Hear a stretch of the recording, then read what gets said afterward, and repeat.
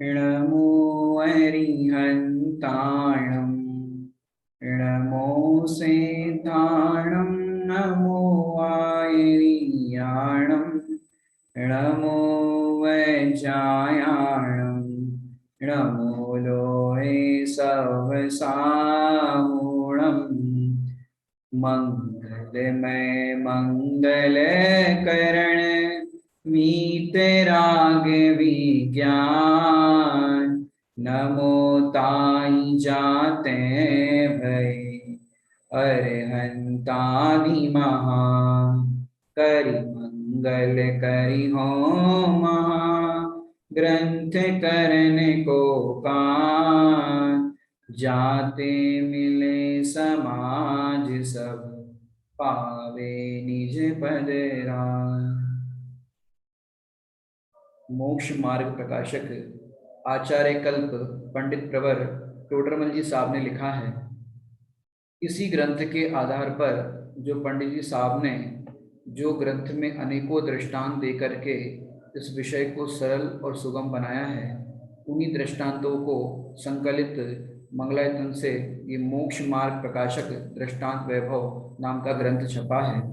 ये डॉक्टर सचेंद्र जी शास्त्री दमोह वाले, उन्होंने ये ग्रंथ का संपादन किया है, संकलन किया है।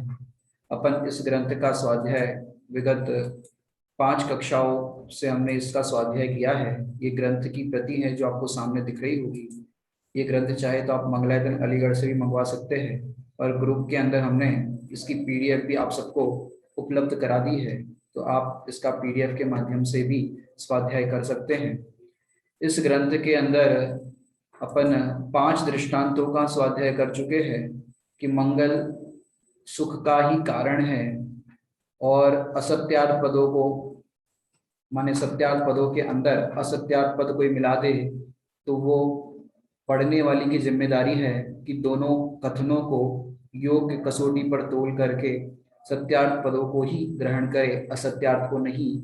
इस प्रकार पूर्व में हमने 5 दृष्टांत और पंडित जी साहब की जो हितकारी प्रेरणाएं हैं, उन हितकारी प्रेरणाओं का हमने स्वाध्याय किया था। अब आगे विषय को हम बढ़ाते हैं। बहुत ही सुंदर और ये सुगम सरल विषय है, जिसके लिए कोई आपको न्याय व्याकरण की या इस तरह की किसी चीज की आवश्यकता नहीं है। आप सरलता से इस विषय को समझ सकते हैं। जो हर किसी के मने होता है कि भाई बड़े बड़े ग्रंथ होते हैं, वो कैसे समझे, क्या करे, लेकिन ये हर किसी की समझ में आए ऐसा ये सुगम और सरल ग्रंथ है।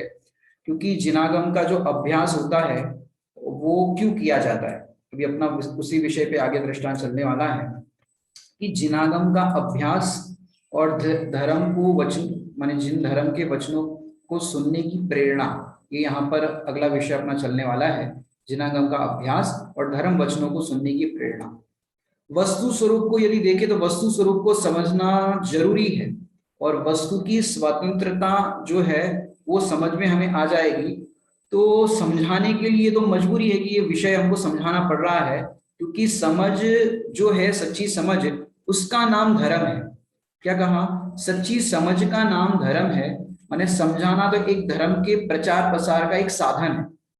माने ठीक उसी तरह जैसे अभी अपनी कक्षा चल रही है ऑनलाइन के माध्यम से, कि ये इंटरनेट है वो क्या है, प्रभावना के लिए अभी इंटरनेट वर्तमान में क्या रोल निभा रहा है कि भाई इंटरनेट है वो प्रभावना के लिए एक साधन है।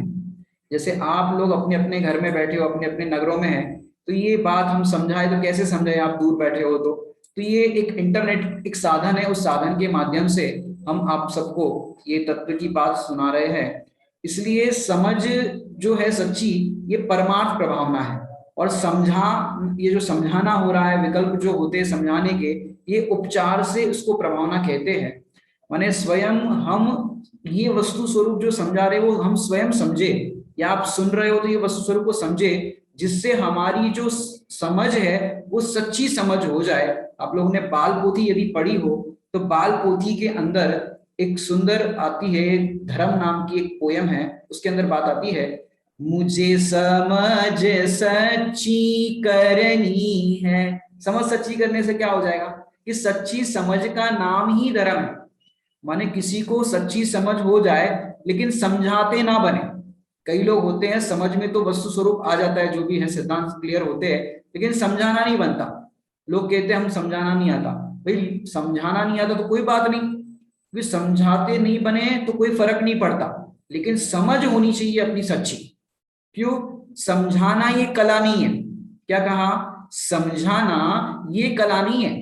मैंने आप कहते तो पंडित जी आप में तो बहुत अच्छी कला है, आप तो सरल दृष्टांत से सरल तरीके से बहुत अच्छे से समझा देते हो, हमको समझाना नहीं आता लेकिन समझ में आता है। तो समझ हो रही है ना, यही समझ कला है, समझाना कला नहीं है। क्यों? क्योंकि समझाना यदि कला हो जाए तो समझना क्या होगा? क्या कहा? समझाना यदि कला हो जाए तो समझ समझ क्या रह जाएगा? दौलत राम जी ने जो कहा है ना छड़ाला में, आप रूप को जान पनोसो सम्यक ज्ञान कला है, कि अपने आप को जानना, आप रूप जानना, समझना कि ये मैं हूं, ये सम्यक ज्ञान कला है। इसको कला कहा, समझना अपने आप को ये कला कहा, समझाना कला नहीं कहा। और तो और समझाना तो एक वैकल्पिक चीज है। यदि आपके पास समय है और निर्वाण प्राप्ति के लिए किसी के लिए विकल्प की भूमिका में आपको किसी को उपदेश देने का विकल्प आता है, समझाने का विकल्प आता है, तो उससे क्या होगा कि आप दूसरों को समझाओगे तो दूसरे के मोक्ष मार्ग का निमित्त बनेगा, अर्थात दूसरे का मोक्ष मार्ग बन सकता है लेकिन तुम्हारा नहीं, समझाने में। क्यों? सच्ची समझ से हमारे मोक्ष मार्ग का प्रारंभ होता है, मोक्ष मार्ग बनता ही है सच्ची समझ होने पर, और समझाने से औरों का मोक्ष मार्ग बन सकता है। इसलिए आचार्य देव ने अनेकों जगह समझाते हुए अचानक उनकी धारा बदल दी। आप यदि प्रवचन सार जी के अंदर देखोगे 82 गाथा लिख चुके थे, टीका, अमृतचंद्र आचार्य देव 82 गाथा की टीका उतना लिख चुके थे। फिर प्रवचन सार जी में अमृतचंद्र आचार्य जी को विकल्प ऐसा आया कि अरे मैं इतने ग्रंथ की टीका लिख रहा हूं और मैंने प्रतिज्ञा क्या की थी कि मैंने तो शुद्धोपयोग की प्रतिज्ञा की थी, और ये समझाने का विकल्प, लिखने का विकल्प, ये सब क्या है? कि फिर उन्होंने वहां पर निश्चय प्रतिक्रमण करके लिखना पढ़ना ये है, वो क्या किया कि ये सब बकवास है, लिख भी रहे फिर भी बकवास करे। क्यों? क्योंकि उसमें दूसरे का भला होगा, मेरा नहीं, लिखने के विकल्प के समय। तो ये अब मैं ग्रंथ लिखने का विकल्प छोड़कर अपनी सुध लेता हूं, जिसकी मैंने प्रतिज्ञा की थी शुद्धोपयोग की, ऐसा उन्होंने कहा। पूज्यपाद स्वामी ने भी यहां तक कहा कि मैं किसी को समझा सकता हूं और कोई मुझे समझा सकता है। ऐसे दो द्रव्यों में कारण कार्य का संबंध स्थापित करना ये तो उन्मत्त चेष्टा है, माने पागल जैसा है। ऐसा ऐसा आचार्य भगवान लिखते हैं, माने समझ जरूरी है, समझाना मजबूरी है। ये विकल्प की भूमिका में आने पर भी जिससे हमारी समझ ठीक हुई है उस वस्तु स्वरूप को समझाने का विकल्प आता है। और तो और समझाने का विकल्प कब तक आता है कि जहां तक हमारी समझ ही नष्ट ना हो जाए। क्यों? क्योंकि समझाने के चक्कर में हमारी समझ ही नष्ट हो जाए तो इतने हम उसमें उतर जाएंगे, तुम दूसरों को उतारने के चक्कर में खुद ही पतित हो गए तो क्या होगा? जैसे कहानी में आता है, आपको पता होगा क्या आती है बात, कि वहां पर ऐसा लिखा कि एक व्यक्ति का ऐसा एक सेठ जी थे, उनका ऐसा नियम था कि मैं जब तक 10 लोगों को या 100 लोगों को जैन नहीं बनाता, या तो किसी को मैं समझा नहीं देता ये तत्व ज्ञान या ये वस्तु स्वरूप, तब तक मैं भोजन नहीं करूंगा। तो उन्होंने इस तरह, आप लोग यहाँ पर ध्यान दीजिए, आप अपने अपने वीडियो भी ऑन रख सकते हैं, जिससे आप, नहीं तो आपको सुनोगे और यहाँ वहां ध्यान दोगे तो आपको विषय क्लियर नहीं होगा। तो ये सच्ची समझ जो है वो क्या करते थे, दूसरों को समझाते थे, 10 लोगों को या 100 लोगों को, ऐसे दोनों बातें आती है। तो उन्होंने सबको समझाने का ठेका ले लिया था, मतलब मैं जब तक नहीं समझाता तब तक भोजन नहीं करूंगा। तो एक दिन क्या हुआ, उन्होंने 9 लोगों को समझा दिया। अपन 10 को पकड़ते हैं, 100 बहुत ज्यादा हो जाएंगे, हालांकि हो भी सकता है पहले के जमाने में, लेकिन 9 लोगों को समझा दिया। अब 10वें कोई मिला ही नहीं है उनको समझाने के लिए, और पत्नी कह रही चलो भोजन का समय हो गया, बहुत लेट हो रहा है, जल्दी करो, हमें बर्तन करना है, हमको और काम करना है। तो फिर वो सेठ जी को पत्नी ने कहा, सेठ जी अब चलो भोजन करने। बोले नहीं, एक और जन बाकी है समझाने के लिए। तो उनकी धर्म पत्नी ने कहा तुम खुद को एक बार समझा दो, दूसरों को समझाते फिर रहे हो, खुद को एक बार समझा दो कि मैं दूसरे को समझा नहीं सकता। क्योंकि ये विकल्प को लेकर के तुम घूम रहे हो, मैं समझा दूं 10 लोग को समझा दूं फिर भोजन करो, कि ये विकल्प तुम कर रहे हो। तुम पहले ये निर्णय करो मैं दूसरे को नहीं समझा सकता। माने पंडित जी साहब ने कहा कि उनकी होनहार को देख करके समता आती है। किसको देख करके? कि ये जीव को हम इतना समझाते हैं या ग्रंथ लिखने का विकल्प आता है, यदि उसकी समझ में ये बात नहीं आए तो हम क्लेश या कलुषता नहीं करेंगे।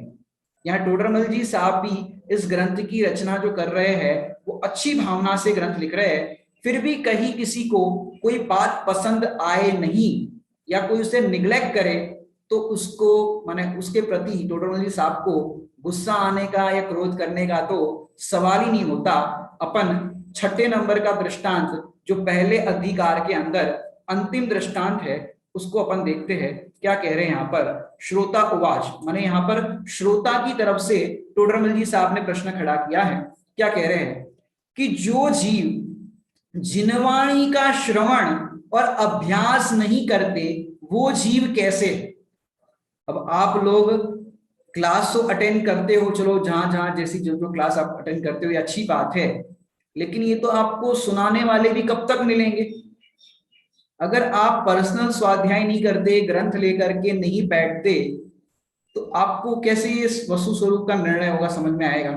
क्योंकि जो जीव जिनवाणी का श्रवण श्रवण तो आप कर रहे हो, क्लास सुन रहे हो, और अभ्यास नहीं करते, अभ्यास करना अलग बात है, श्रवण करना अलग बात है। सुनना और अभ्यास करना, सुन करके जो आपने सुना है उस सुन करके चिंतन करना, मनन करना, निर्णय करना कि जैसा स्वाध्याय में बताया जा रहा है वस्तु का स्वरूप ऐसा ही है, उसको बार बार मतलब देखो स्कूल के अंदर टीचर क्लास पढ़ाते हैं तो लेक्चर सुनाते हैं, और सुनाने के बाद टीचर होमवर्क देते हैं कि ये मैथमेटिक्स के सम है, ये आप अभ्यास करके लेके आए, तो ऐसा बताते हैं। अब यहाँ पर हमने आपको क्लास पढ़ा दी और आप अभ्यास करके ही नहीं आए, दूसरी क्लास में आ गए, वैसे आके सुन के चले गए, आके सुन के चले गए, बैठ गए, सुन के चले गए, तो ये आप अभ्यास नहीं कर रहे। क्योंकि जब तक आप अभ्यास नहीं करोगे तब तक आपको ये वस्तु स्वरूप समझ में नहीं आएगा।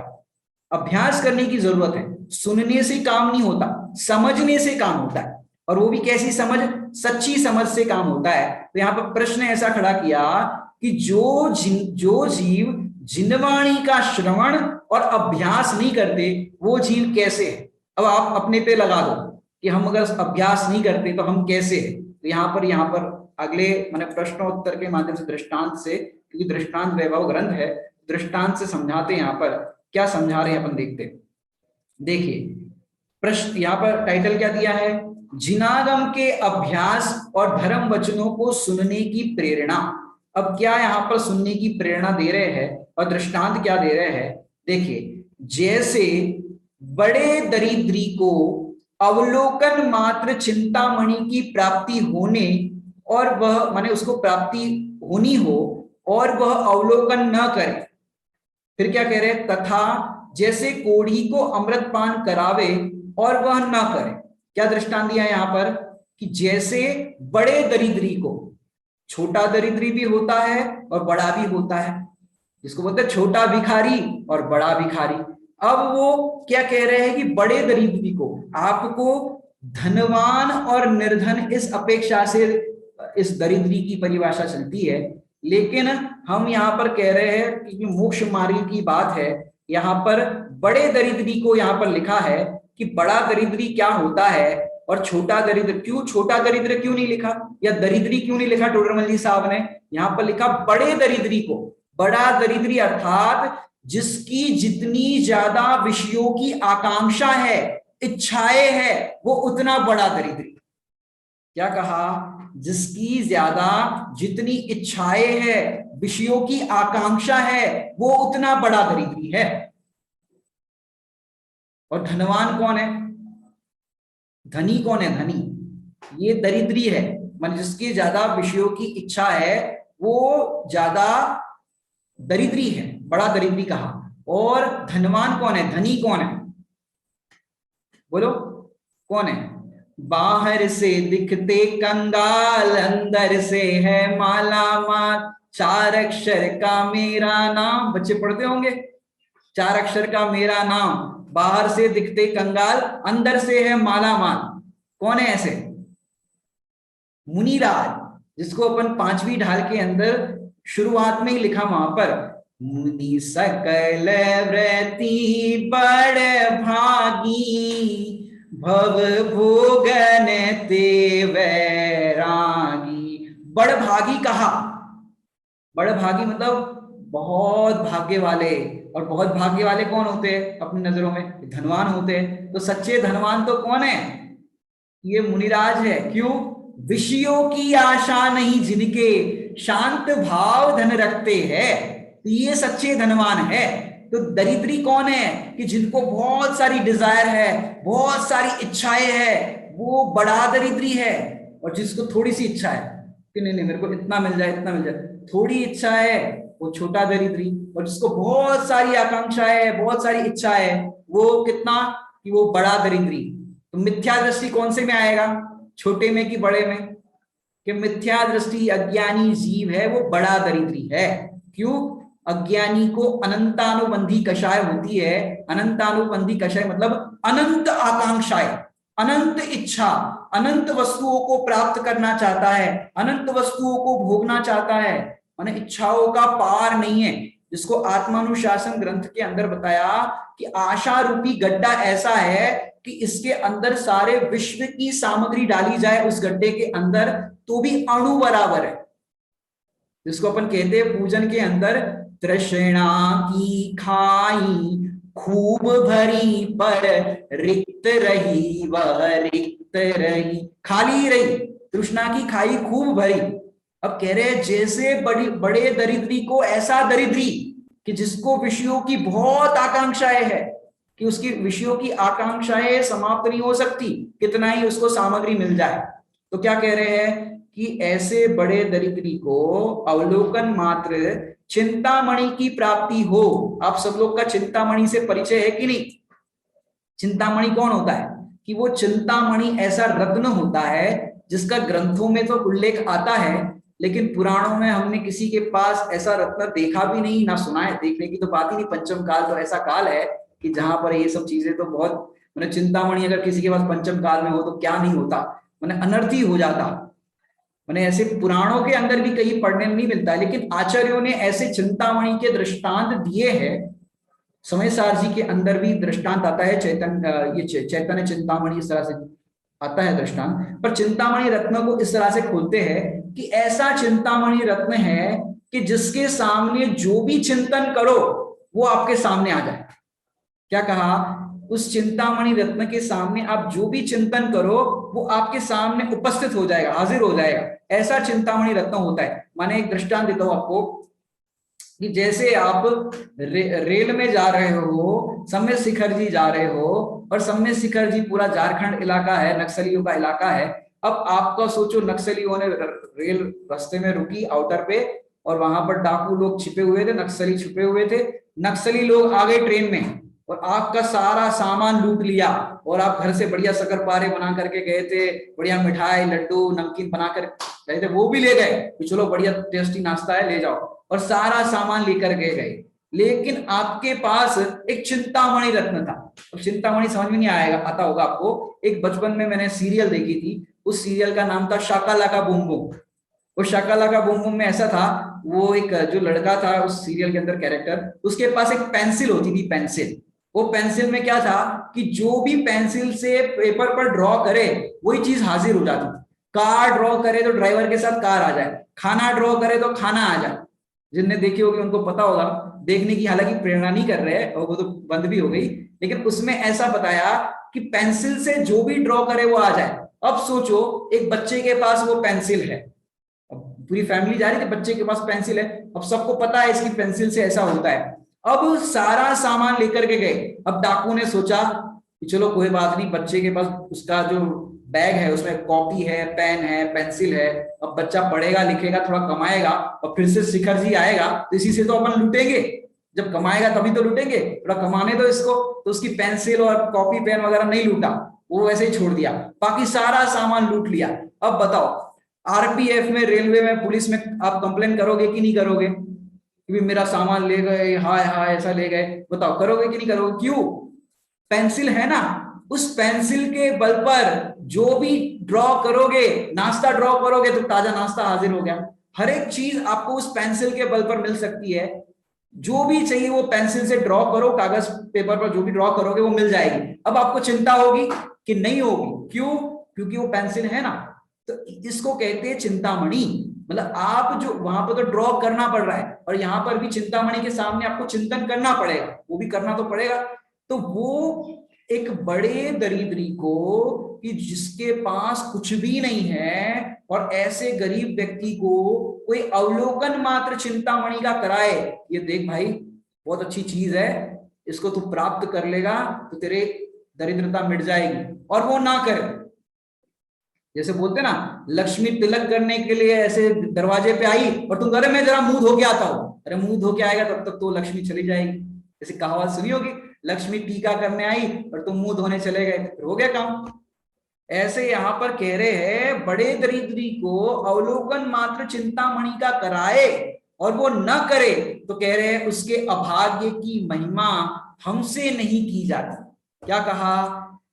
दूसरा दृष्टांत बताया यहां पर कि कोड़ी को कोई अमृत पान कराए, कोई कोड़ी हो उसको कोई अमृत पान कराए और वो अमृत पान न करे, तो क्या कह रहे हैं?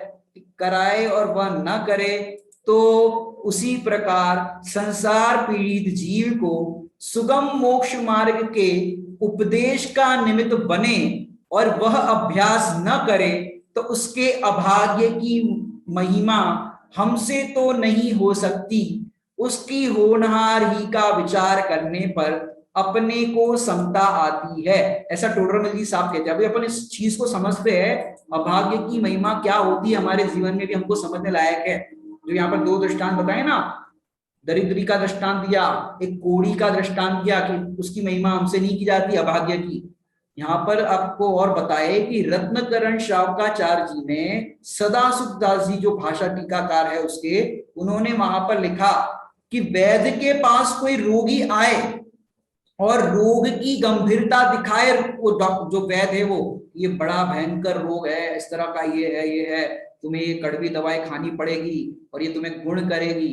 अब ऐसा वैद्य पूरी रोग की गंभीरता भी बता रहा है, रोगी को समझा भी रहा है ये औषधि सेवन करना है, और वो जो रोगी है उस औषधि का सेवन ना करे, तो वैद्य तो जहर नहीं खाता, वैद्य तो जहर नहीं खाता। अब तुम नहीं कर रहे हो तो तुम्हारा जो होना ऐसा होगा, तुम्हारी होनहार का विचार करने पर समता आती है।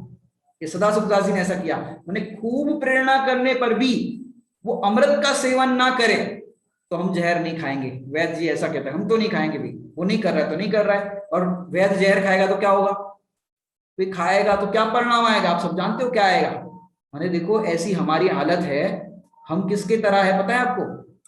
हम उसकी तरह है कि सामने वाले के ऐसे पीछे पड़ जाते हैं समझाने के लिए। भाई बच्चे को देखो, माता पिता समझाते हैं कि मेरी बात मानता है कि नहीं मानता, ऐसा करेगा कि नहीं करेगा।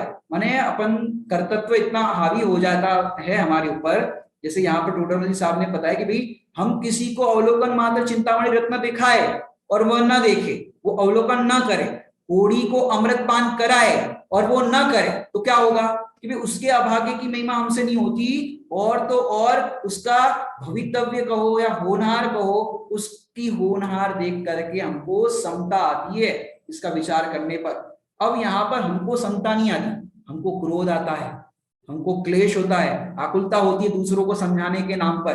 तो कह रहे हैं टोडरमल जी साहब के आपने उपदेश को सुना नहीं, समझा नहीं। मैं आपको बताऊं, पुराण से अगर आप ये बात को सिद्ध करना चाहो तो पुराण से देखो। क्या देखना है पुराण से? कि पुराण में देखो 16वें जो अपन ने शांतिनाथ भगवान है, शांतिनाथ भगवान जो इस शांतिनाथ भगवान की पर्याय में देखो, तीर्थंकर, चक्रवर्ती और कामदेव, तीन तीन पद के धारी, 12 भाव पूर्व चलो अपन, 12 भाव पूर्व, कितने? 12 भाव पूर्व शांतिनाथ भगवान का जीव राजा था और वो राजा के 2 संतानें थी। अब वो दो संतानें दासी की कन्या पर मोहित हो गए। किसकी कन्या पर? नौकरानी की। अब नौकरानी की कन्या पर मोहित हो गए तो दोनों कुमार कहने लगे कि हम तो विवाह करेंगे तो ये दासी की कन्या से करेंगे। तो शांतिनाथ भगवान के जीव ने, क्योंकि उनके फादर थे, तो उन्होंने समझाया भाई तुम्हारे लिए एक से एक राजकन्या बुलवाएंगे, एक से एक राजकन्या सुंदर से सुंदर, तुम कैसी बात करते हो। तो उनको इतना इतना समझाया पिता ने, और ये शांतिनाथ भगवान की जो पत्नी थी उन्होंने भी, तो ऐसे समझाया पर वे समझने तैयार ही नहीं थे। अब क्या हुआ कि उनने सोचा कि भाई सारे राजाओं के अंदर, सारे देश में हमारी क्या इज्जत रहेगी कि हमारे बेटों ने कन्या के माने दासी की कन्या के साथ विवाह किया, तो उनको ये दुख बर्दाश्त नहीं हुआ, तो उन्होंने दोनों ने माने माता पिता माने शांतिनाथ भगवान के जीव ने और उनकी जो पत्नी की, उन्होंने हीरा चाट करके आत्महत्या कर ली। शांतिनाथ भगवान के जीव ने, ये बात कर रहा हूं। अब देखो वो समझा रहे थे अपने पुत्र को कि भाई पुत्र मेरी बात मान ले। अब यहां से अपने दृष्टांत से जोड़ो कि अपन किसी को समझाए और वो ना समझे तो क्या करना चाहिए? खुद मर जाओ, खुद हीरा चाट के अपना मनुष्य भाव त्याग कर दो। मैंने कई माँ बाप ऐसे कर देते कि हमारे बच्चे ऐसे करे तो हमें, हमसे देखा नहीं जाता, हमसे ये नहीं कराया जाता। अरे खुद मत मरो। अब हुआ क्या, ये देखो कहानी के अंदर, कथा के अंदर, पुराण में देखना कि फिर क्या हुआ कि शांतिनाथ भगवान का जीव और उनकी पत्नी तो देह त्याग कर लिया उन्होंने। प्रातः काल जब पता चला कि ऐसे माता पिता ने हमारे इस कारण आत्महत्या कर ली, तो दोनों पुत्रों को अंदर में बहुत कष्ट हुआ। अरे धिक्कार है ऐसे परिणाम को कि जो ऐसी दासी कन्या पर मोहित हुए और जिसके कारण मेरे माता पिता ने अपने इस मनुष्य भव की होली जला दी। अरे धिक्कार है। और दोनों कुमारों को वैराग्य आया, मुनि दीक्षा धारण करी और उसी भव से मोक्ष गए। और अपने शांतिनाथ तीर्थंकर 12 भव बाद। सोचो, हम दूसरों को समझाने के चक्कर में अपना बुरा कर देते हैं। इस प्रथमान योग के दृष्टांत से भी आपको समझना चाहिए, जो यहाँ पर टूडरमल जी साहब प्रेरणा कर रहे हैं कि हम किसी को समझाए और वो न समझे तो भाई उसकी होनहार का विचार करके समता धारण करो। अब किसी पत्नी को रुचि हो धर्म में, पति की नहीं हो, अब पत्नी पति के पीछे लगी, अरे स्वाध्याय में बैठो, कुछ सुनो, कितनी अच्छी क्लास चलती है, आप सुनते ही नहीं हो, सुनते ही नहीं हो। और आप ज्यादा ये करते रहोगे ना, सुनते नहीं हो, सुनते नहीं हो, तुम्हारी और क्लास बंद करा देंगे। कृष्ण लेशिया होती ना, मैं भी नहीं पढ़ूंगा और तुम्हें भी नहीं पढ़ने दूंगा। तो इसलिए एक आध बार अपन को कोई बात प्रवचन में कक्षा में सुनी, अच्छी लगी, मन को भाई, तो कहने का विकल्प आता है कि आज बढ़िया क्लास चली, उसमें ये बात आई थी, ऐसा ऐसा आया था। यदि उनको सुनने का विकल्प हो, सुनने की जिज्ञासा हो, तो सुनने आ जाएंगे। आप जबरदस्ती उनको, उनकी मति अव्यवस्थित है तो व्यवस्थित करने के लिए ज्यादा आप ये मत करो, नहीं तो तुम्हारी क्लास और बंद हो जाएगी, तुम्हारा नुकसान हो जाएगा। इसलिए सज्जन पुरुष तो ऐसा ही करते हैं, सामने वाले को कहने का विकल्प आया तो बता दिया और उसके कारण अपना हित नहीं करते। जैसे शांतिनाथ भगवान के जीव का हुआ, 12 भव लग गए और उनके ही पुत्र देखो उसी भव से मोक्ष गए। बताओ। इसलिए जो टोडरमल जी साहब ने शब्द डाला है, जो अपने 5 समय अपन ने विषय चलाया था, होनहार, होनहार बलवान है। सब जीव की न्यारी न्यारी अपनी अपनी होनहार है। अब बताओ, अपने पुत्रों को समझा रहे दासी की कन्या से विवाह मत करो, मत करो। अब विवाह क्या, उनने तो किसी से विवाह किया नहीं, मुनि दीक्षा धारण करके उसी भाव से मोक्ष गए और शांतिनाथ भगवान को 12 भाव लगे। सोचो, ऐसे अपने बच्चों के, अपने पति के, पत्नी के, इस तरह के विकल्पों में हम अपने भावों की वृद्धि कर लेते हैं। वो जीव अभी धर्म में लगा नहीं है, स्वाध्याय नहीं कर रहा है, लेकिन कब उसकी होनहार जागे और वो जीव तुमसे पहले अपना कल्याण कर ले। इसको कहते हैं कल्याण करने के लिए किसी को लंबे काल तक स्वाध्याय करना, ऐसा नहीं है। कब जिस जीव को कोई भी बात क्लिक हो जाए और उसका कल्याण हो सकता है। तो यहाँ पर टोडरमल साहब कह रहे हैं, 2 दृष्टांतों से इतना अच्छा समझाया टोडरमल साहब ने, फिर भी हम इस दृष्टांत के अंदर क्या छुपा हुआ है मर्म, उसको अपन जिनवाणी के अंदर अवगाहन करके और समझने की चेष्टा करते हैं कि भाई तुमने जिनवाणी की बात नहीं मानी, हमने आपको समझाई कोई बात, या टोडरमल जी साहब समझा रहे हैं तो नहीं मानी, तो टोडरमल जी साहब कह रहे हैं हम गुस्सा नहीं करेंगे, हम गुस्सा करने नहीं लग जाएंगे। क्यों? क्योंकि तुम जिनवाणी की बात नहीं सुन रहे हो, नहीं समझ रहे हो और फिर हम पे क्रोधित हो रहे हो। क्या जब देखो तब धर्म की बात करते रहते हो, दूसरी और कोई बात नहीं तुमको, जब देखो तब धर्म की बात करते रहते हो, पूरा दिन बस पंडित बन के बैठे हो, पंडितानी बन के बैठे हो, बस यही करते रहो। ऐसा अगर आप करते हो और सामने वाले ने भी समझो गुस्सा किया आप पे और आपने भी गुस्सा किया, तो क्या हुआ? आप, उसने गुस्सा क्यों किया कि हमको स्वाध्याय नहीं करना है, और आपने गुस्सा क्यों किया तो स्वाध्याय करो। तो दोनों ने एक सा कार्य किया, तो तुमने उसके जैसे ही तो परिवर्तन किया। टोडरमल जी कहते हैं कि हम भी तुम्हारे जैसे गुस्सा करने लग जाएंगे, तो तुम जैसे तुम वैसे हम हो जाएंगे। तो टोडरमल जी कहते हैं हमें तुम्हारी होनहार को देख करके सचमुच समता आती। समता आती मतलब समता किस लिए आती कि सचमुच ये जिनवाणी का जो उपदेश है हर किसी के भाग्य में नहीं होता, जिसको स्वामी जी कहते हैं काने पढ़ना दुर्लभ है। ये जिनवाणी की अद्भुत बात कानों में पढ़ना भी दुर्लभ है, जिसको समय सार जी ने कहा है ये अमृत है जो कानों में घोलता है। जिस जीव को ये चीज बात मिल जाती है, आपको प्रसंग प्रसंग में भेद विज्ञान अपने आप चलने लगता है। आपको हर समय आनंद की धारा चलती है। क्यों?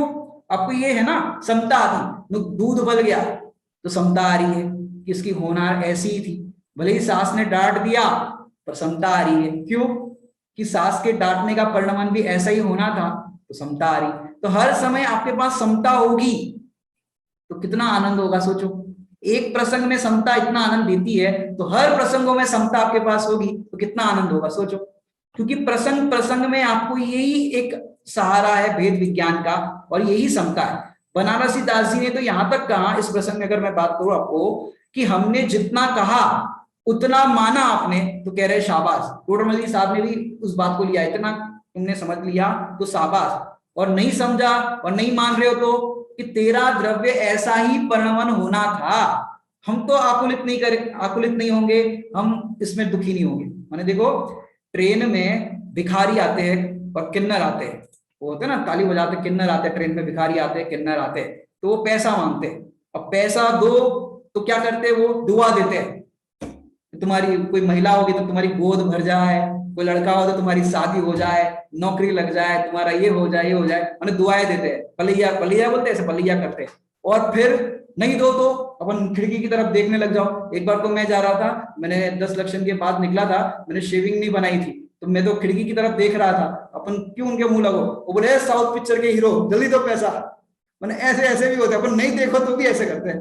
तो ऐसे ऐसे होते हैं। तो ऐसा अगर पैसा नहीं दो तो भी, अब होता क्या है कि पैसा नहीं दो भिखारी को और इस तरह के जो मांगने के लिए आते, नहीं दो तो क्या होता है कि पैसा दो तो दुआएं देते हैं, और नहीं दो तो कैसा करते हैं, और ऐसी ऐसी बददुआ देते हैं, तुम्हारा बच्चा अपंग होगा, तुम्हारा ऐसा होगा, तुम्हारी शादी नहीं होगी, और हमें करनी ही नहीं है। तो ऐसे ऐसे माने इस तरह की वो करते रहते हैं, बददुआएं देते रहते हैं। पर ये बात विचार करो कि उसने कहा ये हो जाएगा भला तुम्हारा, वो हो जाएगा बुरा तुम्हारा, कि भाई आबादी और बर्बादी क्या उनके ही हाथ में है?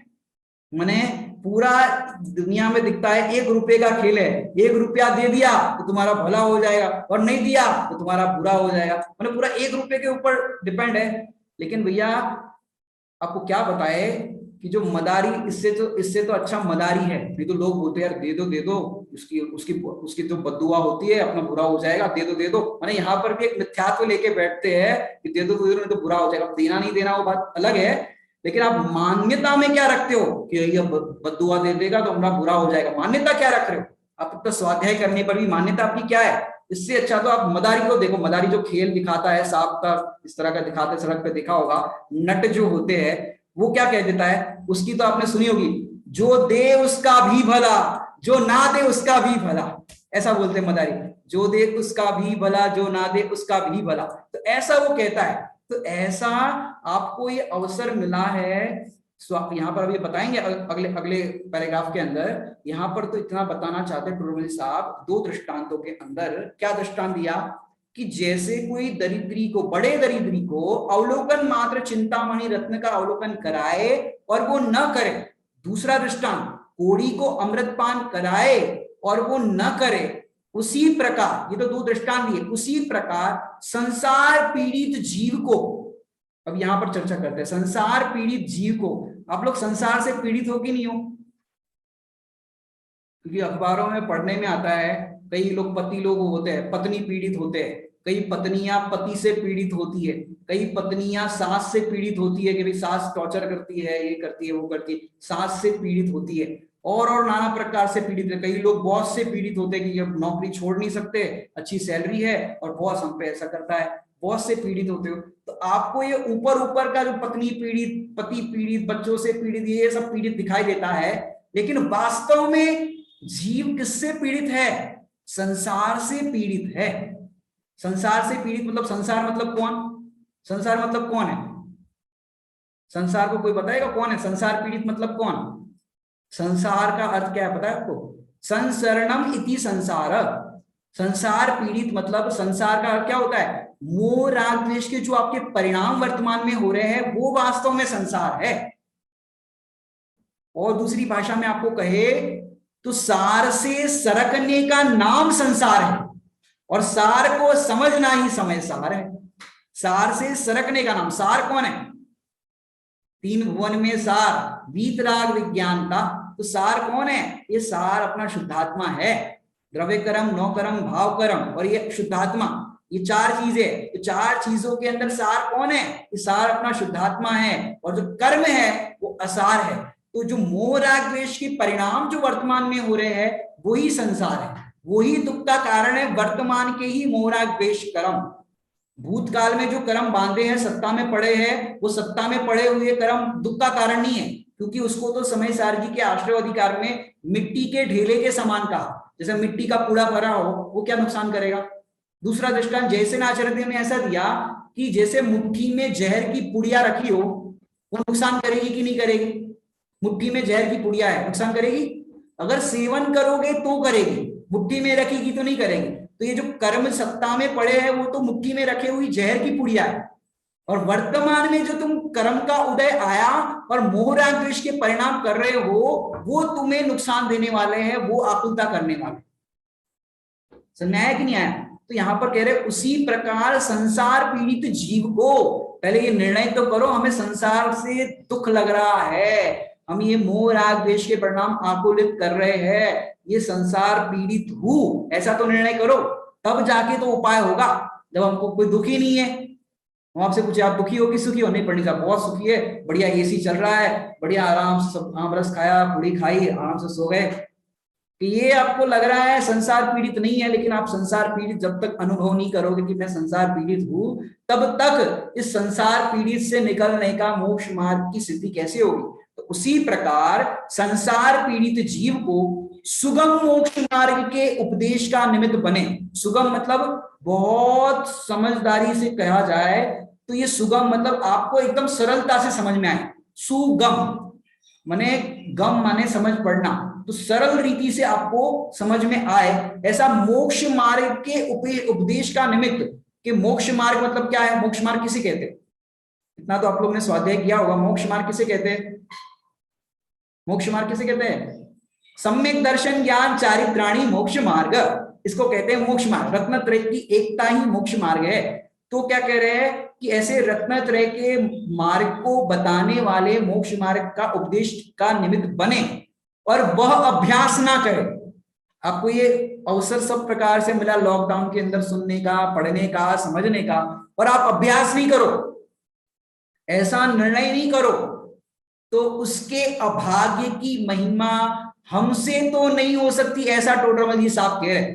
अब वो वैसा कह रहे तो हम भी ऐसे ही कहेंगे कि आपको इतना सब कुछ मिला और फिर भी भेद विज्ञान नहीं कर रहे हो, और वो क्षण क्षण में सास ने डांट दिया, पति ने ऐसा कह दिया, पत्नी ने ऐसा कह दिया, आप उसमें उलझ गए और भेद विज्ञान नहीं किया, आपने अभ्यास नहीं किया, तो फिर आपके अभाग्य की महिमा हमसे नहीं होती। समझ में आ रहा है कि नहीं आ रहा है? कि अभाग्य की महिमा बहुत समझने लायक है। ये ऐसा नहीं कि ग्रंथ के संबंध में सीता जी का देखो, रामचंद्र जी का देखो, रावण का देखो। रावण को उपदेशदाता मिले थे कि नहीं मिले थे? उपदेश देने वाले रावण को मिले थे कि नहीं मिले थे? विभीषण समझा रहा था उसका भाई कि सीता सती है, लौटा दो, तुम अपने कुल को क्यों कलंकित करते हो? चलो अब लेके आए तो कोई बात नहीं।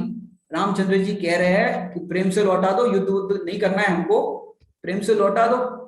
अब नहीं लौटाओगे तो फिर क्या परिणाम आएगा आप समझ सकते हो। और तो और मंदोदरी उनकी धर्म पत्नी पटरानी ने भी समझाया कि लौटा दो, अब इतनी मनाने की कोशिश की, नहीं मान रही तो लौटा दो। हर एक व्यक्ति ने उनको समझाया, लेकिन इतना समझाने पर भी यदि रावण नहीं समझे तो विभीषण कह रहे हैं कि तुम्हारे अभाग्य की महिमा हमसे नहीं होती, हम तुम्हारी पार्टी छोड़ करके रामचंद्र जी की पार्टी में जाते हैं, क्योंकि तुम्हारे सपोर्ट में रहेंगे और फिर तुम्हारे सपोर्ट में अनीति का कार्य करेंगे तो हमको नरक जाना पड़ेगा, हम ऐसा कार्य नहीं करेंगे। तुम अगर समझते हो तो ठीक है, नहीं तो तुम्हारे अभाग्य की महिमा हमसे नहीं होती है। पुराण से सिद्ध हो गया।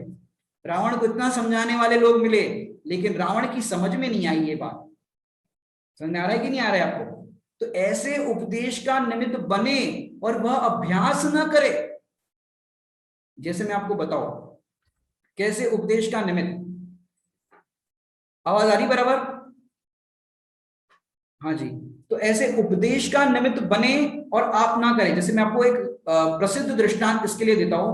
दृष्टांत में दृष्टांत चल रहा है ये, क्योंकि दृष्टांत ऐसे गजब, मैंने दृष्टांत से अपने को जो सिद्धांत बताया है, ये सिद्धांत अपने को समझ में आ जाना चाहिए कि एक संसार दर्शन का आपने देखा होगा कि संसार दर्शन के वृक्ष के अंदर एक वृक्ष है और उस वृक्ष पर एक आदमी यहाँ पर लटका हुआ है और नीचे यहाँ पर अजगर है और चूहे हैं, वो दिन रात का काम कर रहे हैं।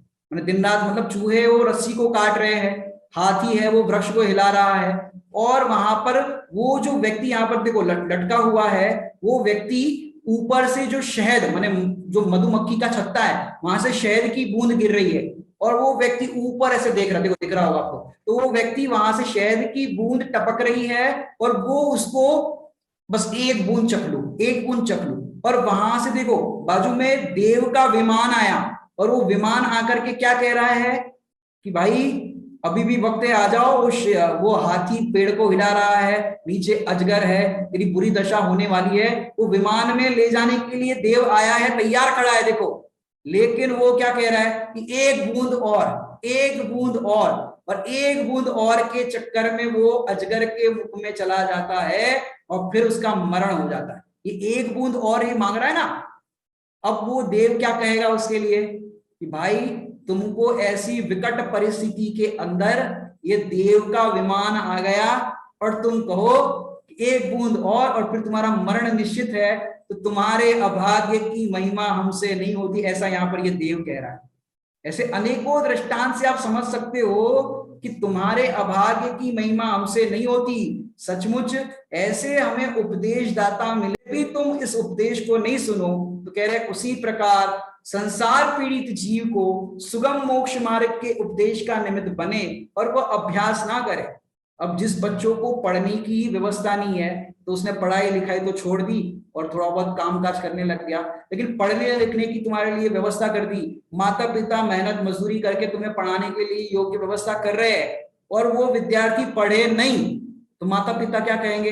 अब वो चपरासी का काम करने लग गया, माता पिता क्या कहेंगे कि भाई तुमको तो हम पढ़ा रहे थे, अब तुम पढ़े नहीं और फिर अब चपरासी का काम करते हो, अब हम क्या करें? तुम्हारे अभाग्य की महिमा हमसे नहीं होती, हम इतना पढ़ा रहे थे तुम पढ़ ही नहीं रहे थे। ऐसे यहाँ पर टोडरमल जी साहब कह रहे हैं कि हमको यदि किसी को समझाने का विकल्प आ रहा है हम समझाएंगे, यदि उसकी समझ में ना आए और वो अभ्यास ना करे तो उसके अभाग्य की महिमा हमसे तो नहीं हो सकती, उसकी होनहार ही का विचार करके हमको क्या होता है? समता आती। और फिर क्या कह रहे हैं यहाँ पर मूल ग्रंथ उपदेश सिद्धांत रत्नमाला की गाथा नंबर 34 के अंदर बता रहे हैं, साहिणे गुरु जोगे जेण सुनती है धम्म वैणाई, ते धिचिता अह सुहड़ा भव भय विहूणा। अब क्या कह रहे हैं यहाँ पर? अर्थ स्वाधीन उपदेश दाता गुरु का योग मिलने पर भी जो जीव धर्म वचनों को सुनते नहीं है, क्या कह रहे हैं? धर्म वचनों को नहीं सुनते, वे धीठ है और उनका दुष्टचित है, अथवा जिस संसार भय से तीर्थंकर आदि डरे उस संसार भय से रहित है, वे बड़े सुभट है। अब यहाँ पर इस ग्रंथ से जो उपदेश सिद्धांत रत्नमाला है वहां यहाँ पर रेफरेंस ग्रंथ यहाँ पर दिया है मोक्षण प्रकाशक में, वहां पर कह रहे स्वाधीन उपदेश दाता गुरु का योग मिलने पर, कि हमारे जो गुरु होते हैं वो पराधीन नहीं होते, उनको किसी भी प्रकार के विषयों की भी पराधीनता नहीं होती। जो अपन पढ़ते हैं विषयों की आशा नहीं जिनके शांत भाव है ना, तो विषयों की भी आशा नहीं है, विषयों की आशा होगी वहां पर पराधीनता होगी। जैसे अभी देखो इंटरनेट कनेक्शन एरर आ जाए तो सुनने की पराधीनता हो गई, आपके घर में बच्चा रोए और कोई मेहमान आ जाए तो पराधीनता हो गई, तो ये सब पराधीनता है। मुनिराज को किसी की पराधीनता नहीं, तो स्वाधीन है।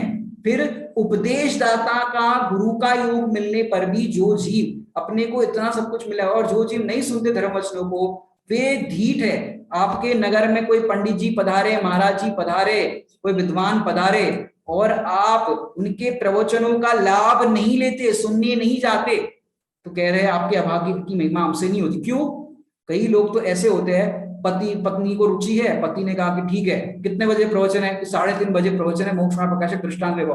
वो स्कूटर से, एक्टिवा से मंदिर के दरवाजे तक छोड़ के आएंगे और कहेंगे कितने बजे लेने आए? ये कहेंगे 4:30 बजे लेने आ जाना। तो 4:30 बजे लेने आ जाएंगे और समझो 4:30 बजे पंडित जी ने प्रवचन पूरा नहीं किया, 5-10 मिनट और एक्स्ट्रा ले लिया हो और पति 3:30 बजे आ गए हो, तो 5-10 मिनट सुनने भी अंदर नहीं बैठ सकते कि चलो 5 मिनट सुन तो ले, क्या पढ़ा रहे पंडित जी।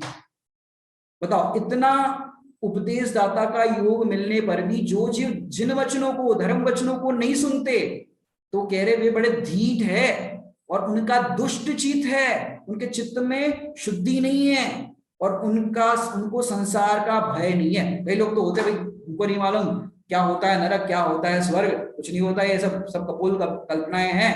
और ऐसा, क्योंकि इसलिए लिख रहे हैं यहाँ पर, तीर्थंकर आदि भी डरे। तीर्थंकर भगवंतों ने दीक्षा क्यों ली? नारायण बलभद्र, नारायण प्रति नारायण भले ही नरक जाते हैं, उस पर्याय में दीक्षा धारण नहीं करते, फिर भी उनको श्रद्धा के अंदर संसार का भय है, उनको संसार में रखड़ना है। ऐसे परिणाम नारायण प्रति नारायण के नहीं होते, पर दीक्षा नहीं ले पाते, वैसा ही उनका नियोग है। लेकिन तीर्थंकर आदि भी डरे, संसार का डर है उन्हें संसार बढ़ाना नहीं है। संसार का बढ़ना अरे नर देह की यह हार है, तो ऐसा होता है। तो ऐसे संसार के भय से रहित है, वे कैसे है? वे बड़े सुभट है, अर्थात संसार को बढ़ाने वाले है। ऐसा यहाँ पर इस 6 नंबर के दृष्टांत के अंदर बताया। ऐसे हम सब इस उपदेश को सुनकर के ऐसा अंदर में निर्णय करें कि सचमुच आज सब प्रकार से अवसर आ गया है और ऐसे उपदेश दाता भी हमको मिले हैं। आपको तो अभी कहीं जाने की भी जरूरत नहीं, ऑनलाइन सारी क्लासेस चल रही है। ऐसा मिलने पर भी कोई सुने नहीं, और हमको तो पता ही नहीं ऑनलाइन क्लास किसकी क्या हो रही है, क्या हो रही है। तो आप यदि ये नहीं सुनते और निर्णय नहीं करते, तो कह रहे तुम्हारे अभाग्य की महिमा हमसे नहीं होती। इस प्रकार हमने आज का ये 6 नंबर का दृष्टांत पूर्ण किया। पहला अध्याय इस तरह से अपना समाप्त होता है। कल से दूसरे अधिकार की ऊपर अपन चर्चा करेंगे। ओम नमः सिद्धेभ्यः।